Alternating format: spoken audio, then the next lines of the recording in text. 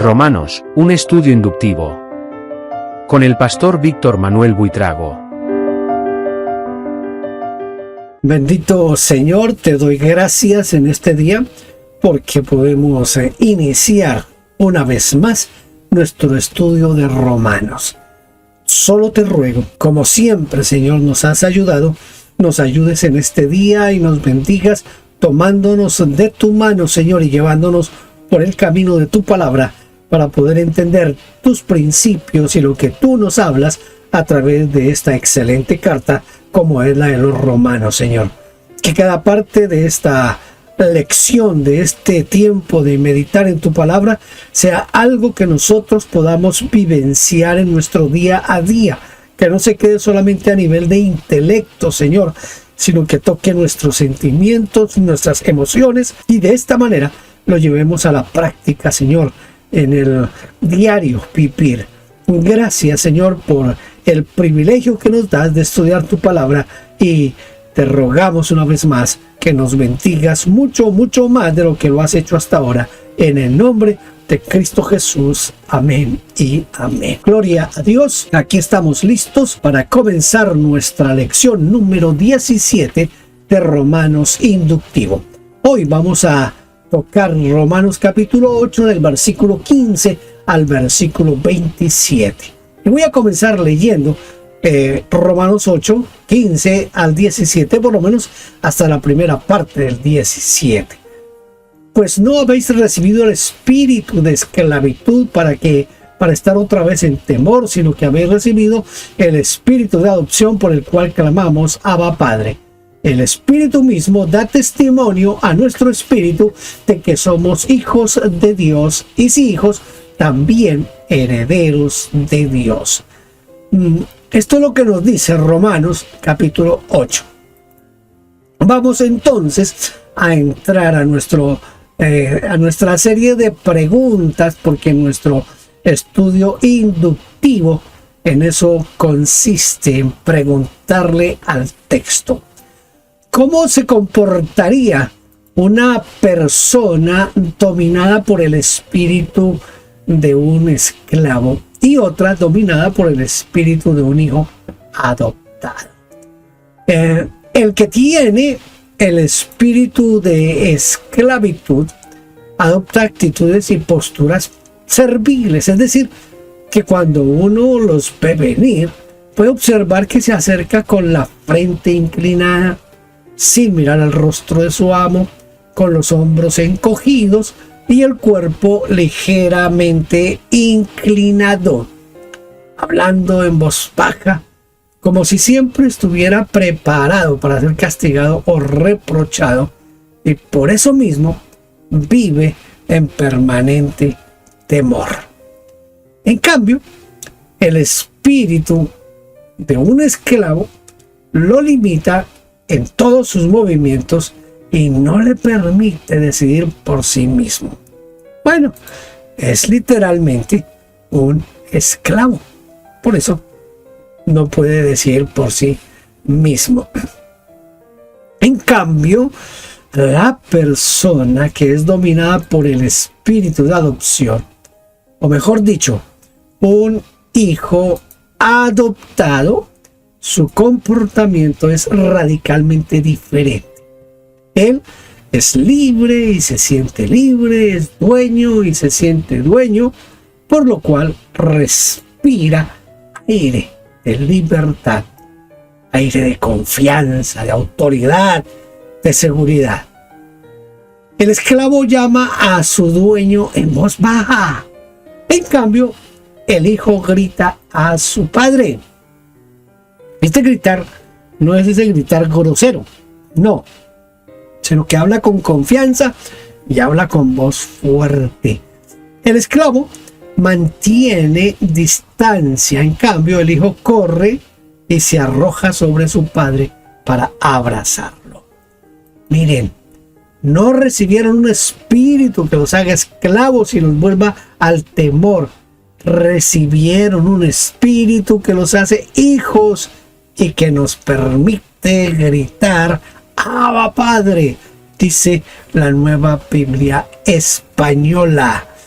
¿Cuál es el testimonio del Espíritu Santo en nosotros? Su testimonio nos dice que somos hijos de Dios. La palabra que se traduce por testimonio aquí significa confirmar, atestiguar, o también confirmar continuamente. O como traduce la versión latinoamericana, el mismo Espíritu le asegura a nuestro espíritu de que somos hijos de Dios. Si somos hijos de Dios, ¿qué recibiremos?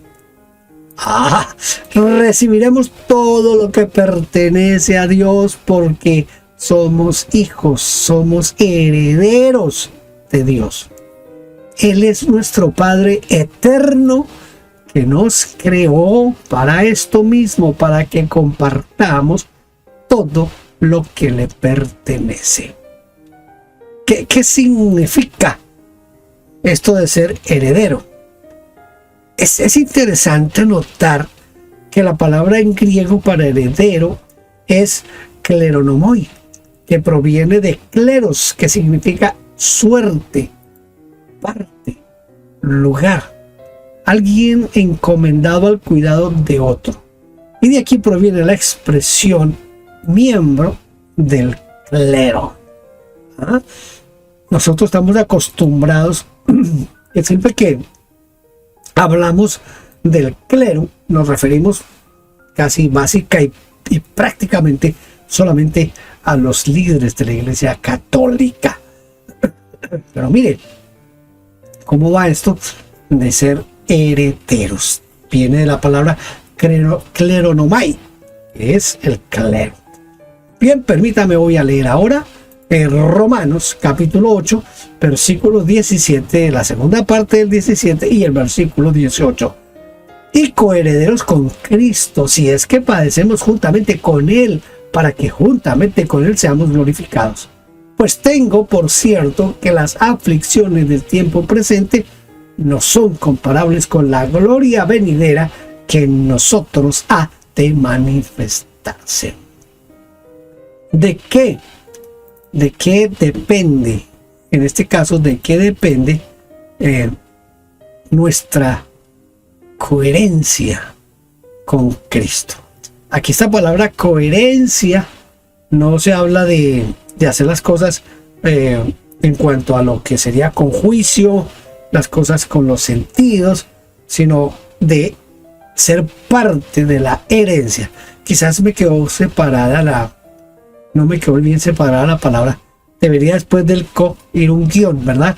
Para que no se entienda mal mi... hay ocasiones en que cuando yo ya estoy aquí en la clase es que me doy cuenta de mis errores ortográficos, pero eso lo aclaro. Es co separado de herencia, para que entendamos bien el asunto. Mire, esa dependencia, esa coherencia depende de nuestra buena disposición para acompañarlo en sus padecimientos, es decir, compartir el mismo sufrimiento. ¿Cierto que no queremos hoy sufrir? La gran mayoría de las iglesias de hoy están muy centradas en el humanismo. Yo le decía a un amigo mío en estos días que uno de los problemas de la iglesia moderna es el humanismo. Y el humanismo es cuando todo se centra en el hombre y en el bienestar del hombre. Por eso la iglesia de hoy no habla del sufrimiento, no habla de tomar la cruz, no habla de estar dispuestos a dar la vida, porque por el contrario la iglesia de hoy de lo que habla es de la prosperidad, de tener una profesión, de tener dinero, de ser alguien en la vida y todo ese tipo de cosas.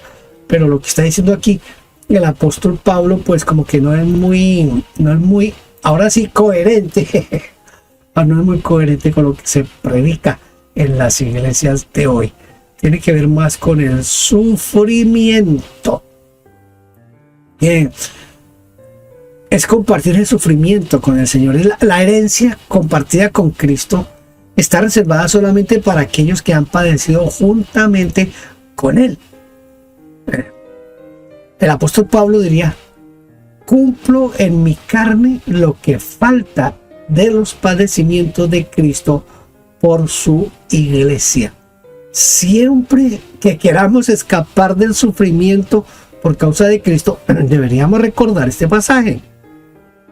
Es casi imposible imaginar todo lo que esto significa, salvo que nuestra imaginación sea lo suficientemente amplia como para contemplar por la fe lo que Dios nos ha dejado como herencia. Esto incluye el universo visible e invisible, los lejanos dominios del cosmos y los poderes angelicales que están a su servicio, su gobierno que es eterno y sin límites.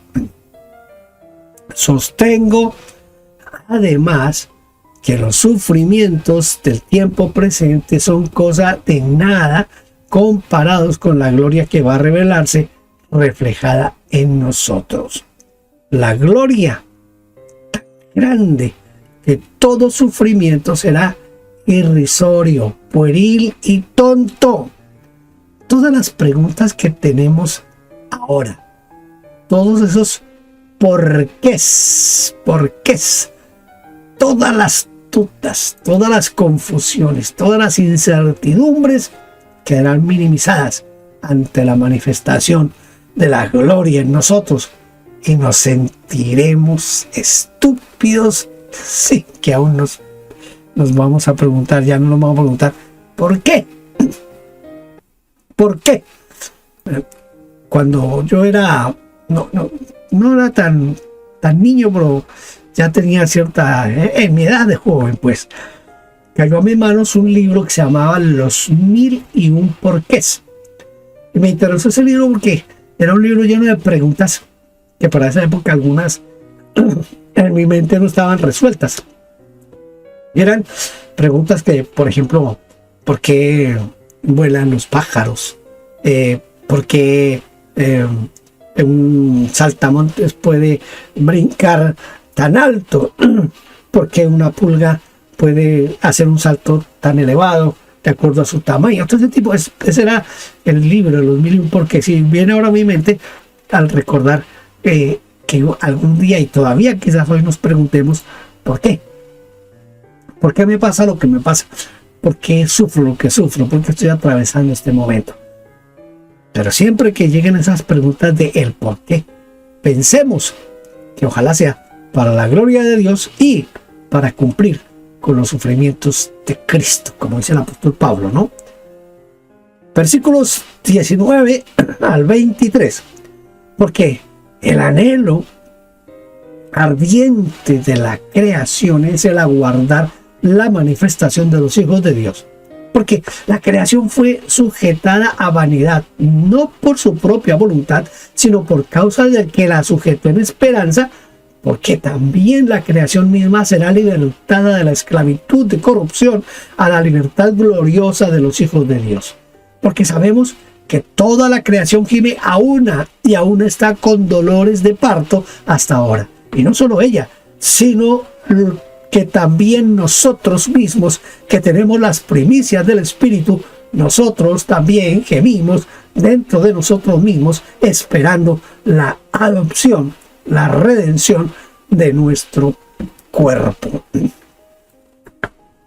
¿Qué significa manifestación en este momento que estamos aquí leyendo esto? El término proviene del verbo manifestar, que significa dar a conocer y descubrir, poner a la vista, tomar parte de una manifestación pública. Sin embargo, a ver qué pasó aquí. Sin embargo, el apóstol Pablo emplea aquí la palabra apocalipsis, que se traduce por revelación, es decir, descubrir lo que aún está oculto o escondido, lo que no se ve. ¿Quién espera que los hijos de Dios se manifiesten? Mire, nada más ni nada menos que toda la creación de Dios aguarda ansiosamente, espera anhelante, impaciente que los hijos de Dios salgan a la luz y se dejen ver. Y si eso espera la creación, significa que los hijos de Dios aún permanecen ocultos, escondidos a la vista de la creación. Igual que Jesucristo se mantuvo oculto hasta los 30 años en Nazaret, pero llegó el día, ese día en el que Él comenzó a manifestarse y su luz fue creciente, día en día.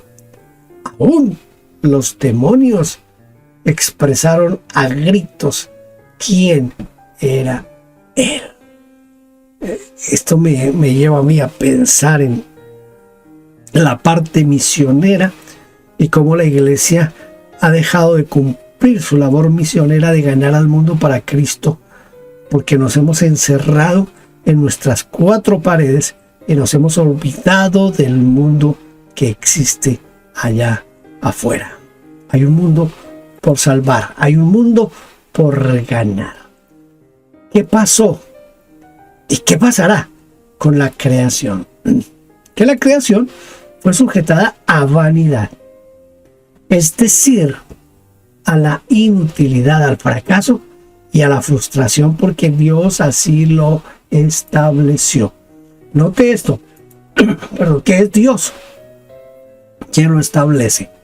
Pero un día la creación pasará de la corrupción a la libertad gloriosa de los hijos de Dios. ¿Será que nos hemos preguntado alguna vez por qué deben morir los animales si ellos no participaron en el pecado de Adán y Eva? ¿Por qué un mundo tan hermoso va hacia su propia destrucción? El apóstol Pablo afirma en este pasaje que no fue por su propia voluntad, sino porque Dios, escuche, Dios mismo sujetó a la creación a la transitoriedad del hombre. Sería terrible, muy terrible, que los animales no murieran y el hombre sí. Su carga sería mayor. Pero Dios sujetó todo a la inutilidad hasta el día anunciado por los profetas, el día en que los hijos de Dios salgamos a la luz y nos revelemos, nos mostremos. Revelar con B pequeña, no con B larga. Nos revelemos el día que nosotros nos vistamos de inmortalidad y estemos libres de toda corrupción, de todo deterioro e inutilidad. Ese día la creación se unirá en un nuevo canto de vida y de libertad. ¡Ah, qué bendición será ese día! ¿A qué se refiere cuando dice nosotros también gemimos, esperando la adopción, la redención de nuestro cuerpo? Mire, se refiere a una identificación con la creación que está con dolores de parto, esperando que Dios haga nuevas todas las cosas, igual que los cristianos que esperan que Dios les dé un nuevo cuerpo. Dice, gemimos interiormente esperando que Dios nos adopte y libere nuestro cuerpo, dice la versión latinoamericana. Esto nos indica la llegada de un nuevo orden, ese nuevo orden que será universal, y la transformación del cuerpo de los cristianos será acompañada de la transformación del cosmos. Será todo transformado cuando sea el tiempo de pasar al milenio y a la eternidad después. Versículos 24 al 27. Porque en esperanza fuimos salvos, pero la esperanza que se ve no es esperanza, porque lo que alguno ve hay que esperarlo. Pero si esperamos lo que no vemos, con paciencia lo aguardamos, y de igual manera el Espíritu nos ayuda en nuestra debilidad, Pues, ¿qué hemos de pedir como conviene? No lo sabemos, pero el Espíritu mismo intercede por nosotros con gemidos indecibles. Mas el que escudriña los corazones sabe cuál es la intención del Espíritu, porque conforme a la voluntad de Dios intercede por los santos. Intercede por los santos. ¿En qué? ¿En qué se parecen la fe y la esperanza? En realidad son idénticas. Y son idénticas en dos características. La primera característica es que son invisibles. Ni la fe ni la esperanza se ven. Porque la fe es la certeza de lo que se espera, la convicción de lo que no se ve, según dice Hebreos 11:1, ¿verdad? Y la esperanza que se ve no es esperanza. Segundo, son un medio de salvación, porque por gracia sois salvos por medio de la fe, y en esperanza fuimos salvos. Efesios capítulo 2, versículo 8.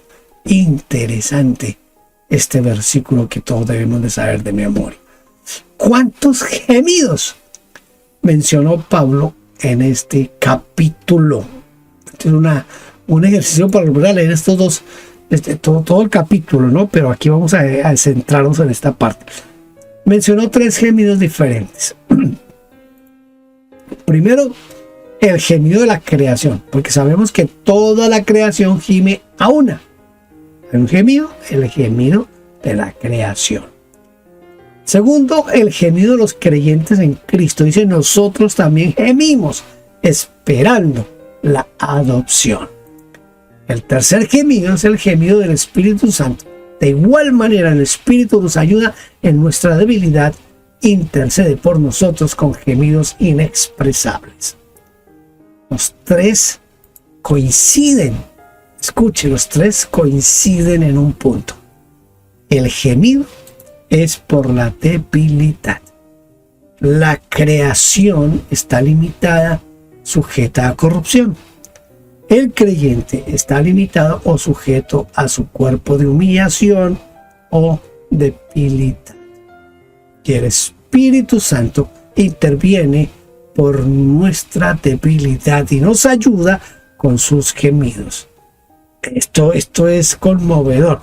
Desde lo profundo el Espíritu ora al Padre y su voz pasa por nuestro espíritu y al cuerpo y se eleva sobre la creación hasta llegar al trono de Dios. Esto de que el Espíritu gime por nosotros, yo cuando recién comenzaba mi ministerio pastoral, tuve una experiencia en un culto de oración. En ese tiempo se hacían cultos de oración, ¿no? Donde se oraba, no era cantar y hablar sobre la oración, no, era orar y orar. Y una noche en la que estábamos orando, una hermana ora, eso que yo no estoy poniendo atención a las oraciones de los demás, pero yo supongo que fue el Espíritu Santo que me llevó a escuchar esa parte de la oración de la hermana. Entonces la hermana está orando y dice, Dios mío, quítame los nervios, Señor, por favor, quítame los nervios. Y yo me quedé pensando, ¿cómo sería una persona sin nervios? ¿Usted se imagina a alguien sin nervios? Sin poder sentir, sin poder controlar el cuerpo. Eso es inimaginable, alguien sin nervios. Entonces ahí es donde yo entendí, esa noche yo entendí lo que dice aquí el apóstol Pablo, que nosotros no sabemos pedir como conviene, pero que el Espíritu Santo gime por nosotros delante de Dios con gemidos indecibles. Esa noche yo recibí como una especie de revelación. Me río porque yo no soy nada más eso de las revelaciones y esas cosas.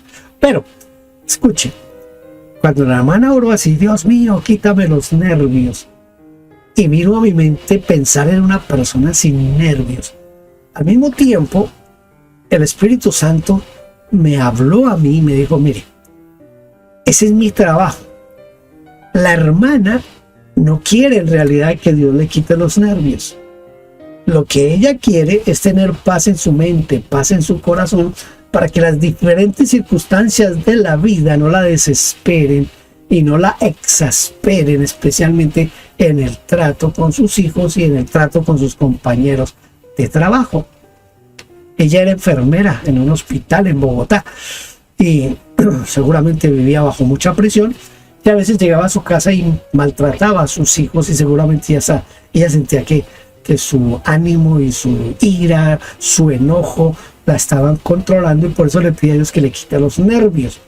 El Espíritu Santo me dice, ella no quiere que Dios, que nosotros le quitemos los nervios, no, lo que ella quiere es paz, lo que ella quiere es tranquilidad. Entonces el Espíritu Santo lo que hace es, toma las palabras de la hermana, como él es el intercesor delante del Padre, toma las palabras de la hermana y dice, Señor, mira que aquí ella quiere que le ayudemos a controlar su situación emocional, que pueda tener paz, que pueda tener tranquilidad, que en medio de las dificultades ella sienta paz, gozo, y de esa manera va a tener una vida mucho mejor. Eso es lo que hace el Espíritu Santo. Toma esas oraciones nuestras, porque nosotros no sabemos pedir, pero Él toma nuestras oraciones, porque hay algo que dice ahí el apóstol Pablo, que Él conoce las intenciones de nuestro espíritu. El Espíritu Santo conoce las intenciones de mi espíritu, así que el Espíritu Santo sabe qué es lo que realmente yo quiero pedir, pero yo como hombre, como humano, no sé pedir, y por eso pido que me quite los nervios. Entonces, el Espíritu Santo toma esas oraciones que nosotros no las sabemos expresar, pero que Él sabe qué es lo que queremos, qué es lo que deseamos. Él las toma y las transforma, intercediendo por nosotros ante el Padre con gemidos indecibles. ¿Me entiendes la parte? Para mí es la forma de explicar cuando dice aquí el apóstol Pablo que el Espíritu Santo, voy a volverle a leer el pasaje, dice, porque en esperanza fuimos salvos, pero en esperanza se ve, pero la esperanza que se ve no es esperanza, porque lo que alguno ve hay que esperarlo. Pero si esperamos lo que no vemos, con paciencia lo aguardamos. Y aquí viene la parte. Y de igual manera, el Espíritu nos ayuda en nuestra debilidad. Pues, ¿qué hemos de pedir como conviene? No lo sabemos. Pero el Espíritu mismo intercede por nosotros con gemidos indecibles. Y viene la parte que le estoy diciendo. Mas el que escudriña los corazones sabe cuál es la intención del Espíritu, porque conforme a la voluntad de Dios intercede por los santos. Bueno, llegó el momento de tratar de memorizar nuestro texto de hoy. Romanos 8:19. Porque el anhelo ardiente de la creación es aguardar la manifestación de los hijos de Dios. Seguramente sería más contextualizado, como más productivo el que les acabo de mencionar, que el Espíritu Santo intercede por nosotros. Pero dejé de Romanos 8:19 porque yo siento que la mayoría de la iglesia se ha olvidado de manifestarse al mundo. Hemos dejado de ser luz al mundo y nos hemos dedicado a ser luz entre nosotros mismos, pero no somos luz al mundo. Volvemos a leerlo, porque el anhelo ardiente de la creación es aguardar la manifestación de los hijos de Dios. Eso es lo que el mundo espera, eso es lo que el mundo anhela, que usted y yo nos manifestemos en el amor de Dios y les compartamos la luz de Cristo Jesús. Gracias por haber estado aquí en esta lección número 17. Espero que nos veamos en la lección número 18. Dios lo bendiga. Gracias por vernos. Déjenos su huella suscribiéndose, like, campanita y comparta. Bendiciones.